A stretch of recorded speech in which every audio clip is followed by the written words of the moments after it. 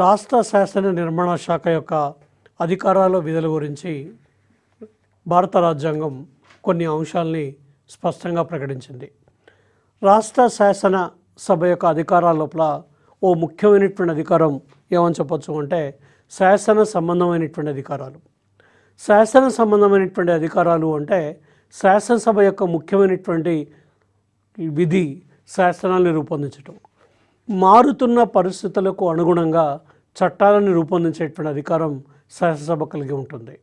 అంటే మనకు రాజకీయ, ఆర్థిక, మత, సాంస్కృతిక పరమైనటువంటి అంశాల లోపల సామాజిక పరిణామంలో అనేక రకాలైనటువంటి మార్పులు వస్తూ ఉంటాయి. సామాజిక పరిణామంలో వచ్చేటువంటి మార్పుల్ని గుర్తించి ఆ మార్పులకు అనుగుణంగా చట్టాలు తయారు చేసేటువంటి అధికారం శాసనసభకు మాత్రమే ఉంది.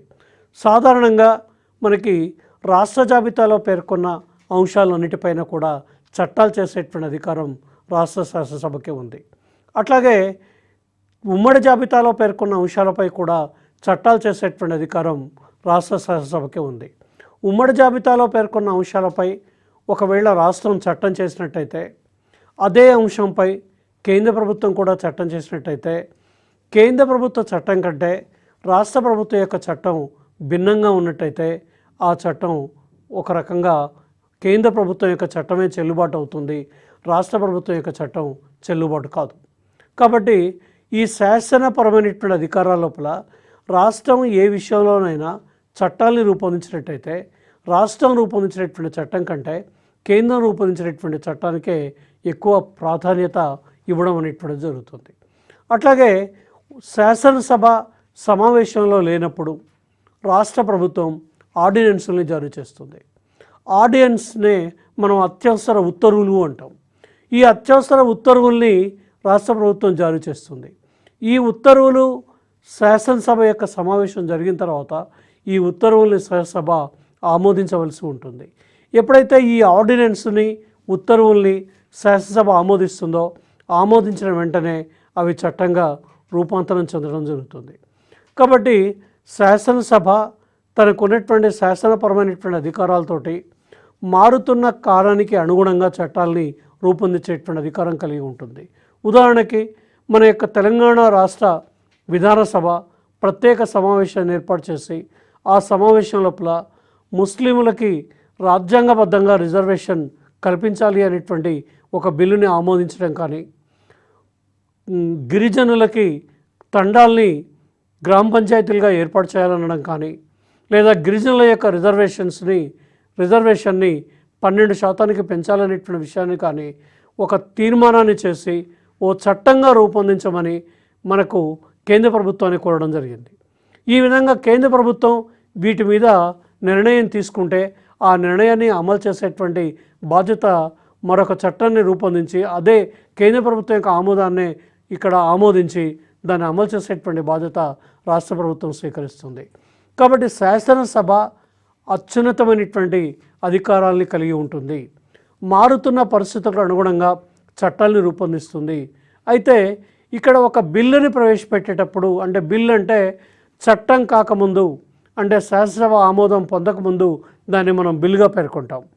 ఆ బిల్లు సాధారణమైనటువంటి బిల్లు అయితే మనకి విధాన పరిషత్తులోనైనా ప్రవేశపెట్టవచ్చు, విధాన సభలోనైనా ప్రవేశపెట్టవచ్చు.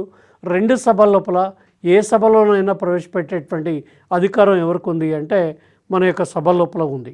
అయితే ఏదైనా ఒక విషయం పైన బిల్లు విధానసభ ఆమోదించి విధానసభ ఆమోదించినటువంటి బిల్లుని విధాన పరిషత్తుకు పంపినట్టయితే విధాన పరిషత్ ఆ బిల్లుని 3 నెలల్లోగా సవరణలు చేసి కానీ సవరణలు చేయకుండా కానీ మళ్ళీ తిరిగి విధాన సభకు పంపించాలి.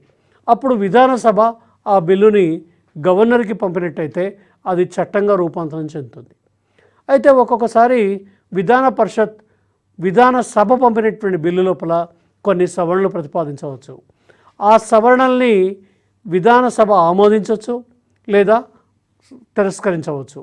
అయితే మళ్ళీ ఆ బిల్లుని కనుక విధాన పరిషత్తుకు పంపినట్టయితే ఆ విధాన పరిషత్ 1 నెల రోజుల్లోగా ఆ బిల్లుని ఆమోదించి తిరిగి విధానసభకు పంపించాలి. అప్పుడు విధానసభ దాని స్పీకర్ గవర్నర్కి పంపినట్టయితే గవర్నర్ ఎప్పుడైతే ఆమోదిస్తాడో అది చట్టంగా రూపాంతరం చెందుతుంది, చట్టంగా తయారవుతుంది. ఈ విధంగా రాష్ట్ర పరిధిలో రాష్ట్ర జాబితాలో పేర్కొన్న అంశాలపైన చట్టాలు చేసేటువంటి అధికారం రాష్ట్ర ప్రభుత్వానికే ఉంది. ఉమ్మడి జాబితాలో పేర్కొన్నటువంటి అంశాలపైన చట్టాలు చేసేటువంటి అధికారం ఎవరికి ఉంది అంటే రాష్ట్ర ప్రభుత్వానికి ఉంది. అయితే కేంద్ర ప్రభుత్వం యొక్క చట్టం ఉన్నట్లయితే కేంద్ర ప్రభుత్వం యొక్క చట్టమే చెల్లుబాటు అవుతుంది, రాష్ట్ర ప్రభుత్వానికి చెందినటువంటి చట్టం చెల్లుబాటు కాదు. ఏదైనా ఒక బిల్లుని విధాన పరిషత్ ఆమోదించిన తర్వాత గవర్నర్ యొక్క సంతకంతో ఆ బిల్లు చట్టంగా అమల్లోకి వస్తుంది. విధాన సభ సమావేశంలో లేనప్పుడు ఆర్డినెన్సుల్ని రాష్ట్ర ప్రభుత్వం జారీ చేసినట్టయితే ఆ ఆర్డినెన్సుల్ని ఆమోదిస్తే అవి చట్టాలుగా రూపొందేటువంటి పరిస్థితి ఉంటుంది. ఈ విధంగా మారుతున్న సాంఘిక, ఆర్థిక, రాజకీయ, మత, సాంస్కృతిక పరమైన పరిస్థితులకు అనుగుణంగా చట్టాలని రూపొందించేటువంటి అధికారం శాసనసభ ఆ అధికారాన్ని కలిగి ఉంటుంది. శాసనసభ ఆమోదించినటువంటి ఏ బిల్లు అయినా సరే గవర్నర్ యొక్క సంతకం పెట్టడంతో గవర్నర్ సంతకంతో అది చట్టంగా రూపాంతరం చెందుతుంది. ఇక రాష్ట్ర శాసనసభకు ఉన్నటువంటి అధికారాల లోపల రెండవ అధికారాన్ని ఏం చెప్పొచ్చు అంటే కార్యనిర్వాహక సంబంధమైనటువంటి అధికారాలుగా చెప్తున్నాం. కార్యనిర్వాహక సంబంధమైనటువంటి అధికారాలు అన్నప్పుడు సాధారణంగా అసెంబ్లీ సమావేశాలు జరిగేటప్పుడు, పార్లమెంటు సమావేశాలు జరిగేటప్పుడు టీవీలలో ప్రత్యక్ష ప్రసారం వస్తుంది. విద్యార్థులంతా చూస్తుంటారు, ప్రజలంతా కూడా చూస్తుంటారు. విద్యార్థులు, ప్రజలు ఒక విషయాన్ని గమనిస్తుంటారు. రాష్ట్ర ప్రభుత్వాన్ని గౌరవ ఎమ్మెల్యేలు, ఎమ్మెల్సీలు రాష్ట్ర ప్రభుత్వానికి చెందినటువంటి మంత్రుల్ని, ముఖ్యమంత్రుల్ని అనేక రకాలైనటువంటి ప్రశ్నలు అడుగుతారు, అనేక రకాల తీర్మానాలు ప్రవేశపెడతారు, సావధాన తీర్మానాలు ప్రవేశపెడతారు. ప్రశ్నలు, ఉప ప్రశ్నలు, సావధాన తీర్మానాలు, 0 అవర్ ఈ విధంగా కొన్ని కార్యక్రమాలు శాసనసభ సమావేశంలో నిర్వహించడం జరుగుతుంది. ఈ శాసనసభ సమావేశాల ద్వారా ప్రభుత్వాన్ని నియంత్రణ చేస్తారు. కార్యనిర్వాహక వర్గం పైన వాళ్ళు అనేక ప్రశ్నలు అడుగుతారు. కార్యనిర్వాహక వర్గాన్ని ప్రశ్నలు అడిగి కార్యనిర్వాహక వర్గాన్ని ఒక రకంగా ఇబ్బందులు పెట్టేటువంటి పరిస్థితి మనం శాసనసభ లోపల చూస్తూ ఉంటాం. కాబట్టి రాష్ట్రానికి చెందినటువంటి కార్యనిర్వాహక సంబంధమైనటువంటి అధికారాల లోపల అసెంబ్లీ లోపల జరిగేటువంటి చర్చల సమయం లోపల సభ్యులు ప్రభుత్వాన్ని ప్రశ్నలు అడగడం, తీర్మానాలు ప్రవేశపెట్టడం, రకరకాల ప్రశ్నలు అడిగి ప్రభుత్వాన్ని ఒక్కోసారి ఇబ్బందులు పెట్టేటువంటి పరిస్థితి మనము టీవీ లోపల చూస్తూ ఉంటాం. ఈ విధంగా ప్రభుత్వ విధానాలపైన, ప్రభుత్వం అమలు చేస్తున్న పథకాలపైన, ప్రభుత్వం యొక్క నిర్ణయాలపైన సభ్యులు శాసనసభ లోపల ప్రశ్నలు అడుగుతూ తీర్మానాలు ప్రవేశపెడుతూ, సావధాన తీర్మానాలు ప్రవేశపెడుతూ, 0 అవర్ లోపల తక్షణం తలెత్తేటువంటి సమస్యల్ని చర్చకు తీసుకొస్తూ ప్రభుత్వాన్ని ఎప్పటికప్పుడు కూడా వాళ్ళు అదుపు చేస్తూ ఉంటారు. ప్రభుత్వాన్ని ఒక ప్రజాస్వామికంగా, బాధ్యతాయుతంగా విమర్శించేటువంటి ఆలోచన విధానం మనకి ఎక్కడ కనిపిస్తుంది అంటే శాసనసభ లోపల కనిపిస్తుంది. కాబట్టి సభ్యులు ప్రభుత్వాన్ని ఎప్పటికప్పుడు కూడా అనేక రకాలైనటువంటి ప్రశ్నలతోటి నియంత్రణ చేసేటువంటి విధంగా ఉంటారు. కాబట్టి కార్యనిర్వాహక వర్గం పైన శాసనసభ అదుపుని కలిగి ఉంటుంది. అదుపుని కలిగి ఉండడంతో పాటు ప్రశ్నలు, ఉప ప్రశ్నల ద్వారా వాళ్ళని ఎప్పటికప్పుడు ఏం చేస్తారు అంటే శాసనసభ యొక్క సమావేశాల లోపల కావలసిన సమాచారాన్ని తెలుసుకొని ప్రజలందరికీ కూడా ప్రభుత్వం యొక్క పనితీరుని ప్రజలకు చూపించేటువంటి విధంగా ఈ ప్రసార సాధనాలు ఇవాళ పనిచేస్తూ ఉన్నాయని చెప్పచ్చు. ఇక రాష్ట్ర శాసనసభ యొక్క అధికారాల విధి లోపల మూడో ముఖ్యమైనటువంటి అంశం ఏమిటి అంటే ఆర్థిక సంబంధమైనటువంటి అధికారాలు లేదా ఆర్థిక సంబంధమైనటువంటి విధులు. ఇక్కడ బడ్జెట్ని, ఆర్థిక సంబంధమైనటువంటి విషయాలు అన్నప్పుడు రాష్ట్ర ప్రభుత్వానికి చెందినటువంటి బడ్జెట్ మొదట విధాన సభలోనే ప్రవేశపెట్టాలి. అది గవర్నర్ అనుమతితో ప్రవేశపెట్టాలి. గవర్నర్ యొక్క అనుమతితోటి విధానసభలోనే ప్రవేశపెట్టాలి. విధానసభ కొత్త పన్నులు వేసే అధికారం కానీ, ఉన్న పన్నుల్ని తగ్గించేటువంటి అధికారం కానీ, లేదా ఆర్థికపరమైనటువంటి విషయాల లోపల ఏ రకమైనటువంటి నిర్ణయాలు తీసుకునేటువంటి అధికారం కానీ విధానసభకు మాత్రమే ఉంది. ఏ బిల్లు అయినా విధాన పరిషత్తులో పెట్టచ్చు, విధానసభలో పెట్టచ్చు. కానీ ఆర్థిక బిల్లు మాత్రం విధానసభలో మాత్రమే ప్రవేశపెట్టాలి. గవర్నర్ యొక్క ముందస్తు అనుమతితోటి విధానసభలో ప్రవేశపెట్టిన తర్వాత దాని మీద ఏ చర్చ చేసినా, ఏ నిర్ణయాలు తీసుకున్నా, బడ్జెట్లో ఏ రకమైనటువంటి కోత విధించినా, పన్నులు తగ్గించినా, పన్నులు పెంచినా, ఏం చేసినా సరే మొత్తం అధికారాలు విధానసభకు మాత్రమే ఉన్నాయి. ఇక విధానసభ ఆమోదించినటువంటి బిల్లుని విధాన పరిషత్కి పంపించడం జరుగుతుంది. విధాన పరిషత్ ఆ బిల్లు పైన కొన్ని ప్రతిపాదనలు చేయొచ్చు, కొన్ని మార్పులు చేర్పుల్ని ప్రతిపాదించవచ్చు. అయితే వీటిని విధానసభ ఆమోదించవచ్చు లేదా తిరస్కరించవచ్చు. అయితే విధానసభ నుండి విధాన పరిషత్కు వెళ్ళినటువంటి బిల్లు ఏదైనా సరే 14 రోజులలోపు తిరిగి విధానసభకు పంపించాలి. 14 రోజులలోపు విధానసభకు పంపించినట్టయితే అది వెంటనే ప్రభుత్వం యొక్క ఆమోదానికి విధాన పరిషత్ సభ యొక్క ఆమోదం జరిగి అది అమల్లోకి వస్తుంది. కాబట్టి ఆర్థికపరమైనటువంటి విషయాల లోపల ప్రధానంగా విధానసభకు మాత్రమే అధికారం ఉంది, విధాన పరిషత్కి ఏ రకమైనటువంటి అధికారం లేదు. ఇక రాష్ట్ర విధానసభ యొక్క అధికారాల లోపల ఇంకో ముఖ్యమైనటువంటి అంశం ఏమిటి అంటే రాజ్యాంగ సంబంధమైనటువంటి విషయాలు. రాజ్యాంగ సంబంధమైనటువంటి విషయాల లోపల ముఖ్యంగా ఏం చెప్పచ్చు అంటే రాజ్యాంగాన్ని సవరించే అధికారం, రాజ్యాంగంలో మార్పులు చేసే అధికారం పార్లమెంటుకు మాత్రమే ఉంది. కొన్ని కీలకమైనటువంటి విషయాల లోపల మన భారత రాజ్యాంగం 2 రకాలైనటువంటి సవరణ పద్ధతులను తెలియచేస్తుంది. ఒకటి దృఢమైనటువంటి సవరణ పద్ధతి, ఒకటి అదృఢమైనటువంటి సవరణ పద్ధతి. దృఢమైనటువంటి సవరణ పద్ధతిని ఏదైనా రాజ్యాంగానికి సవరణ తీసుకొచ్చినప్పుడు ఆ సవరణని కేంద్రంతో పాటు 3/4 రాష్ట్రాలు ఆమోదించాలి. అప్పుడు మాత్రమే ఆ సవరణ అమల్లోకి వస్తుంది. ఉదాహరణకి బీజేపీ ప్రభుత్వం అధికారంలోకి వచ్చిన తర్వాత ఈ మధ్య కాలంలోనే జూలైలో నెల నుండి అమల్లోకి వచ్చినటువంటి జిఎస్టీ బిల్. ఈ GST bill goods and services tax కేంద్ర ప్రభుత్వం ఆమోదించింది. కేంద్ర ప్రభుత్వంతో పాటు రాష్ట్ర శాసనసభలు కూడా ఆమోదించినాయి. అప్పుడు అవి అమల్లోకి వచ్చింది. కాబట్టి రాజ్యాంగ సంబంధమైన విషయాలు ఏవైనా ఉన్నట్టయితే రాజ్యాంగ సంబంధమైనటువంటి విషయాల లోపల రాష్ట్ర ప్రభుత్వాలు తప్పకుండా తమ ఆమోదాన్ని కానీ తిరస్కారాన్ని కానీ తెలియచేయాల్సినటువంటి అవసరం ఉంది అనుకున్నప్పుడు ఖచ్చితంగా రాష్ట్ర విధానసభలు, విధాన పరిషత్, విధానసభ ఆ బిల్లు మీద ఆమోదాన్ని కానీ తిరస్కారాన్ని కానీ తెలియచేయవలసి ఉంటుంది. ఇక విధానసభకు చెందినటువంటి ఇంకొక ముఖ్యమైనటువంటి అధికారం ఏమిటి అంటే ఎన్నిక సంబంధమైనటువంటి అధికారాలు అని చెప్తున్నాం. ఎన్నిక సంబంధమైనటువంటి అధికారాల లోపల విధానసభ సభ్యులు రాష్ట్రపతి ఎన్నికల్లో ఓటు వేస్తారు. రాష్ట్రపతి ఎన్నికల్లో ఓటు వేయడంతో పాటు రాష్ట్ర విధాన పరిషత్ సభ్యుల యొక్క ఎన్నికల లోపల తమ ఓటు హక్కును ఉపయోగించుకుంటారు. అంటే రాష్ట్రం యొక్క విధాన పరిషత్ యొక్క సభ్యులకు కూడా వాళ్ళు ఓటు వేసి ఎమ్మెల్సీలను ఎన్నుకోవడానికి ఎమ్మెల్యేలు, విధానసభకు చెందినటువంటి సభ్యులు తమ యొక్క ఓటు హక్కుని ఉపయోగించుకోవడం జరుగుతుంది.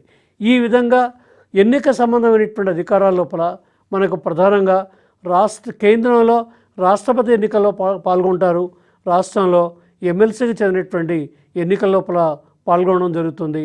ఇతర విధులు అన్నప్పుడు తక్షణం తలెత్తేటువంటి సమస్యలు ఏమైనా ఉన్నట్టయితే తక్షణం తలెత్తేటువంటి సమస్యలపైన తగిన నిర్ణయం తీసుకునే అధికారం కానీ, తీర్మానాలు చేసే అధికారం కానీ, ఇంకేవైనా నిర్ణయాలు ప్రకటించేటువంటి అధికారం కానీ ఎవరికి ఉంటుంది అంటే రాష్ట్ర శాసనసభకు ఉంటుంది. ఈ విధంగా రాష్ట్ర శాసనసభ అతి ప్రధానమైనటువంటి అధికారాన్ని కలిగి ఉంది. వాటిని మనం ఏం చెప్తున్నామంటే ఒక అధికారాన్ని శాసన సంబంధమైన అధికారం అని చెప్తున్నాం. రాష్ట్ర పరిధిలో మారుతున్న సామాజిక పరిణామానికి అనుగుణంగా చట్టాలను రూపొందించేటువంటి అధికారం రాష్ట్ర శాసనసభకే ఉంది. రాష్ట్ర పరిధిలోని కార్యనిర్వాహక వర్గం పైన అంటే ముఖ్యమంత్రి మంత్రిమండలిపైన అదుపుని శాసనసభ కలిగి ఉంటుంది. ప్రశ్నల ద్వారా, ఉప ప్రశ్నల ద్వారా, సావధాన తీర్మానాల ద్వారా లేదా 0 అవర్ ద్వారా ప్రభుత్వాన్ని ఎప్పటికప్పుడు అదుపులో పెట్టి ప్రభుత్వం పైన శాసనసభ నియంత్రణ చెలాయిస్తుంది. ఇక మూడో ప్రధానమైనటువంటి అధికారాన్ని ఆర్థిక సంబంధమైనటువంటి అధికారాలు. ఆర్థిక సంబంధమైనటువంటి అధికారాల లోపల ప్రధానంగా ఆర్థిక బిల్లుని అంటే బడ్జెట్ని విధాన సభలో మాత్రమే ప్రవేశపెట్టాలి, విధాన పరిషత్తులో ప్రవేశపెట్టద్దు. విధానసభ ఆమోదించినటువంటి బడ్జెట్ని 14 రోజుల లోపల విధాన పరిషత్ ఆమోదించి విధానసభకు పంపించాలి. దీని తర్వాత ఉన్నటువంటి రాజ్యాంగ సవరణకు సంబంధించినటువంటి అధికారాల లోపల రాజ్యాంగంలో ఏదైనా సవరణ ప్రతిపాదించినట్టయితే పార్లమెంటు రాష్ట్రాల యొక్క ఆమోదం తప్పకుండా కావాల్సి వస్తే తమ యొక్క ఆమోదాన్ని కానీ తిరస్కారాన్ని కానీ రాష్ట్ర శాసనసభలు తెలియచేయవలసి ఉంటుంది.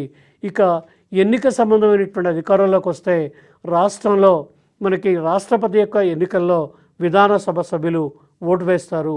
విధాన పరిషత్ ఆ రాష్ట్రంలో ఉంటే విధాన పరిషత్ యొక్క సభ్యుల ఎన్నికల లోపల ఆ ఎమ్మెల్యేలు ఓటు వేస్తారు. ఈ విధంగా రాష్ట్ర పరిధిలో కేంద్రంలో ఏ విధంగా ప్రభుత్వాన్ని ఏర్పాటు చేస్తారో, రాజ్యాంగం ఏ విధంగా కేంద్ర ప్రభుత్వాన్ని ఏర్పాటు చేస్తుందో పార్లమెంటరీ తరహా విధానాన్ని రాష్ట్రం లోపల కూడా అదే రకమైనటువంటి పార్లమెంటరీ తరహా విధానాన్ని ఏర్పాటు చేస్తుంది. కేంద్రంలో పార్లమెంటు, దానిలో ఉన్నటువంటి ఎగువ సభ లోక్సభ అయితే ఇక్కడ ఎగువ సభ విధాన పరిషత్, అక్కడ దిగువ సభ లోక్సభ అయితే ఇక్కడ దిగువ సభ విధానసభ. అక్కడ ప్రధానమంత్రి మంత్రిమండలిని ఏర్పాటు చేస్తే ఇక్కడ ముఖ్యమంత్రి మంత్రిమండలిని ఏర్పాటు చేస్తుంది. అక్కడ రాష్ట్రపతిని రాజ్యాంగాధిపతిగా రాజ్యాధినేతగా నియమిస్తే ఇక్కడ రాష్ట్రపతి యొక్క ఏజెంటుగా లేదా రాజ్యాంగపరమైనటువంటి అధిపతిగా రాష్ట్ర స్థాయి లోపల గవర్నర్ని ఏర్పాటు చేసి కేంద్రంలో రాష్ట్రంలో పార్లమెంటరీ తరహా ప్రభుత్వ విధానాన్ని ఏర్పాటు చేస్తుంది. కేంద్రంలో పార్లమెంటు ఏ రకమైనటువంటి అధికారాల్ని విధుల్ని కలిగిందో రాష్ట్ర పరిధి లోపల కూడా రాష్ట్ర శాసనసభ అన్ని రకాలైనటువంటి అధికారాలని విధుల్ని కలిగి ఉంది. భారత రాజ్యాంగం కేంద్రంలో ఏ రకమైనటువంటి ప్రభుత్వ విధానాన్ని ఏర్పాటు చేస్తుందో అదే రకమైనటువంటి ప్రభుత్వ విధానాన్ని రాష్ట్రంలో కూడా ఏర్పాటు చేస్తుంది. రాష్ట్రంలో కేంద్రం మాదిరిగానే మనకి 2 సభల యొక్క విధానాన్ని ఏర్పాటు చేసింది. ఆ 2 సభల యొక్క విధానాల్లో ఏ రాష్ట్రమైతే తమ ఇష్టాలపై ఆధారపడి 2వ సభను ఏర్పాటు చేసుకోవచ్చు. అంటే ఎగువ సభని ఏర్పాటు చేసుకునేటువంటి అధికారం అది రాష్ట్రాల యొక్క ఇష్టాలకి వదిలివేయడం జరిగింది. ఇంకా ప్రజాప్రతినిధుల సభగా దిగువ సభగా విధానసభని తప్పకుండా దిగువ సభని రాజ్యాంగబద్ధంగా ఏర్పాటు చేసుకునేటువంటి సౌకర్యాన్ని కల్పించడం జరిగింది. ఈ విధంగా రాష్ట్రంలో కేంద్రంలో లాగానే ఎగువ సభ విధాన పరిషత్, దిగువ సభ విధానసభ అనేటువంటి 2 సభల్ని రాష్ట్ర పరిధి లోపల ఏర్పాటు చేస్తుంది. విధానసభ ప్రజాప్రతినిధుల సభగా ప్రతి 5 సంవత్సరాలకు ఒకసారి అధికారంలోకి వస్తుంది. విధానసభలో గరిష్ట సభ్యుల యొక్క సంఖ్య 500, కనిష్ట సభ్యుల యొక్క సంఖ్య 60 మంది. 5 సంవత్సరాల కాల పరిమితికి విధానసభ ఎన్నికవుతుంది. విధానసభకు పోటీ చేయాలంటే 25 సంవత్సరాల వయసు నిండిన వాళ్ళు, భారతీయ పౌరులై ఉన్నటువంటి వాళ్ళు, పార్లమెంటు ఒక చట్టం ద్వారా ఎలాంటి అర్హతలు నిర్ణయిస్తుందో ఆ అర్హతలు కలిగి ఉన్నటువంటి వాళ్ళు ఎవరైనా సరే విధానసభకి పోటీ చేయవచ్చు. విధానసభ సభ్యుడిగా ఎన్నికైతే 5 సంవత్సరాలు అతని అధికారం లోపల ఉండడం జరుగుతుంది. విధానసభ ఒక రాష్ట్రంలో ఉన్నటువంటి దిగువ సభగా పేర్కోవచ్చు. విధానసభ సంవత్సరానికి కనీసం 2 సార్లు సమావేశం కావాలి. కానీ ప్రస్తుతం సమావేశాలు 3 సార్లు సంవత్సరానికి ఒకసారి జరుగుతుంది. ఒక్కొక్కసారి ప్రత్యేక సమావేశాలను కూడా విధానసభ రాష్ట్రాల లోపల ఏర్పాటు చేయడం జరుగుతున్నది. ఈ విధంగా విధాన సభ యొక్క సమావేశాలను నిర్వహించేటువంటి వ్యక్తిని స్పీకర్గా పిలుస్తాం. ఒక స్పీకర్, డిప్యూటీ స్పీకర్ 2 ఉంటారు. వీళ్ళిద్దరిని విధానసభకు చెందినటువంటి సభ్యులు ఎన్నుకుంటారు. వీళ్ళని అవిశ్వాస తీర్మానం ద్వారా కూడా తొలగించేటువంటి అధికారం సభ్యులకు ఉంది. విధానసభ సమావేశాలు నిర్వహించాలంటే కనీస సభ్యుల యొక్క సంఖ్యని కోరం అంటాం. కోరం 10% ఉండాలి. 10% మంది సభ్యులైతే సమావేశాన్ని నిర్వహించవచ్చు. అయితే సిక్కిం లాంటి చిన్న రాష్ట్రాలకి ఈ కోరం 10% వర్తించదు. అక్కడ సిక్కింలో 32 మంది సభ్యులే ఉన్నారు. 10 మంది సభ్యులు అయితే సిక్కిం విధానసభని సమావేశాన్ని నిర్వహించవచ్చు. ఇక విధాన సభ తర్వాత ఉన్నటువంటి రెండో సభని మనం విధాన పరిషత్ అని చెప్తున్నాం. విధాన పరిషత్ శాశ్వత సభ, ఇది ఎగువ సభ, శాశ్వత సభ. దీన్ని కనిష్ట సభ్యుల యొక్క సంఖ్య 40, గరిష్ట సభ్యుల యొక్క సంఖ్య విధాన సభలోని సభ్యులలో 1/3 మంది.